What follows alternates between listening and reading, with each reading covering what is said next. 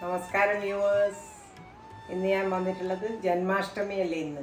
അപ്പം എൻ്റെ കൊച്ചുമക്കളെല്ലാം ഇവിടെ വന്നിട്ടുണ്ട്. ചെറിയ കുട്ടികളെ മുഴുവൻ മോളെ മക്കൾ രണ്ടെണ്ണം. അവർ കൃഷ്ണന്മാരായിട്ട് ഞാൻ കണക്കാക്കലാണ്.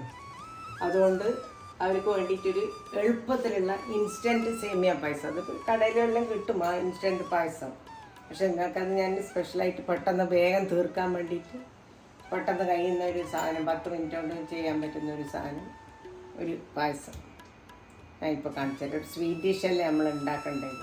അതുകൊണ്ട് ഇതാണ് ഞാൻ പറഞ്ഞ ഇൻസ്റ്റൻറ്റ് പായസം. ഡെവൻ്റെ ആണ് ഇത്. 200 grams ഉണ്ട്. ഇതിന് 1 ലിറ്റർ പാലാ വേണ്ടത്.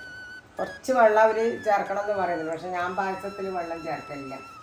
അതിന് വേണ്ടിയിട്ട് ഞാൻ 1 ലിറ്റർ പാല് വാങ്ങിയിട്ടുണ്ട്. അത് ഞാൻ ഇതിലേക്ക് ഒഴിക്കുക. ഇത് ഇൻസ്റ്റൻ്റ് ആയതുകൊണ്ട് പഞ്ചസാരയും എല്ലാം ഇതിലുണ്ട്. ഇത് പാല് ബോയിൽ ചെയ്ത് കഴിയുമ്പോൾ ഇത് ഇടുകയും വേണ്ട. ബോയിൽ നല്ലോണം ചെയ്യണം.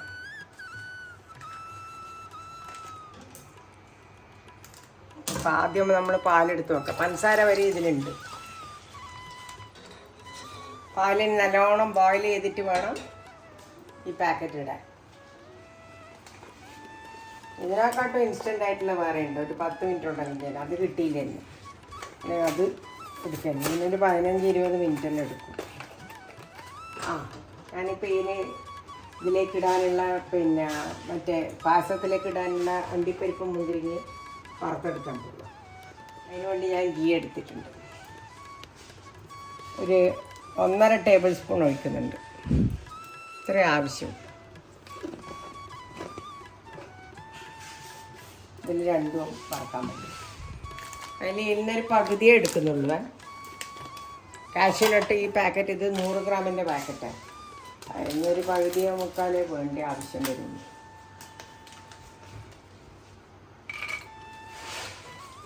ഇത്രയും മതി.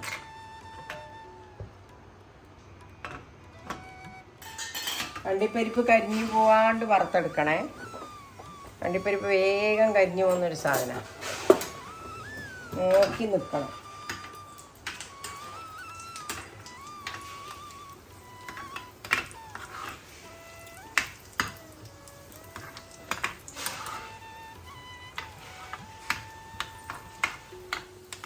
ഇതിപ്പോൾ ചുവന്ന കളറായി. ഇത്ര ആവാൻ പാടില്ല കേട്ടോ. വറവിടാനുള്ളതാണ് പായസത്തിലേക്ക്. മുന്തിരിങ്ങയും കൂടി ഇടേണ്ടതുകൊണ്ട് കിസ്മിസ് ഇതിൽ തന്നെ വറുത്താൽ മതി. കിസ്മിസ് ഇഷ്ടംപോലെ ഇടാം. ഇത് 100 ഗ്രാമായിരുന്നു. അത് ഞാൻ 100 എടുത്തിട്ടുണ്ട്. എല്ലാവർക്കും ഇഷ്ടമാണ് കിസ്മിസ്.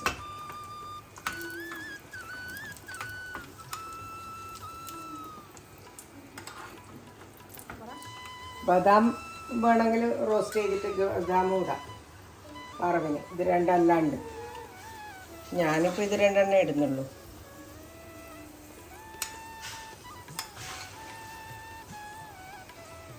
അവസാനം ഇടാനുള്ളൂ.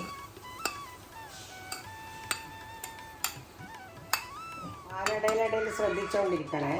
പാലാന്ന് സാധനം പെട്ടെന്നാണ് പൊന്തി വരിക. നമ്മളൊന്ന് അങ്ങോട്ടോ ഇങ്ങോട്ടോ മാറിയാൽ അപ്പം നമ്മളെ പറ്റിക്കും. പാല്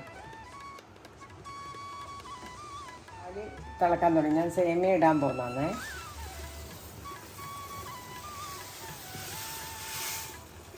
ഇട്ടു.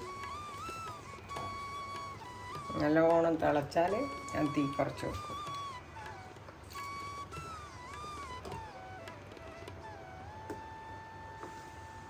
തീ കുറച്ചിട്ട് ഒരു 10-15 മിനിറ്റ് വെക്കേണ്ടി വരും.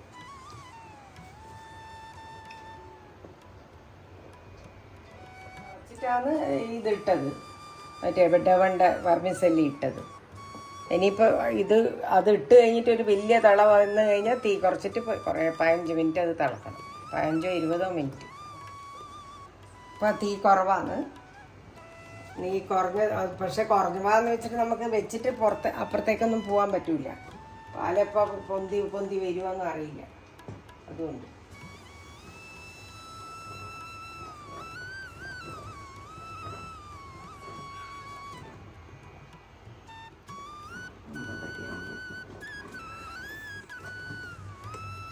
നമ്മളെ പായസം ഇങ്ങനെ തിളച്ചുകൊണ്ടിരിക്കുക.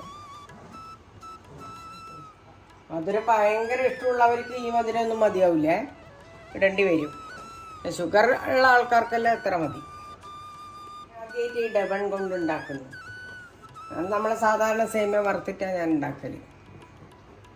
അതുകൊണ്ട് പിന്നെ മധുരം അധികം വേണ്ടവർ കൂടുതൽ ഇട്ടോ, ഇടാനേ ഞാൻ പറയുള്ളൂ.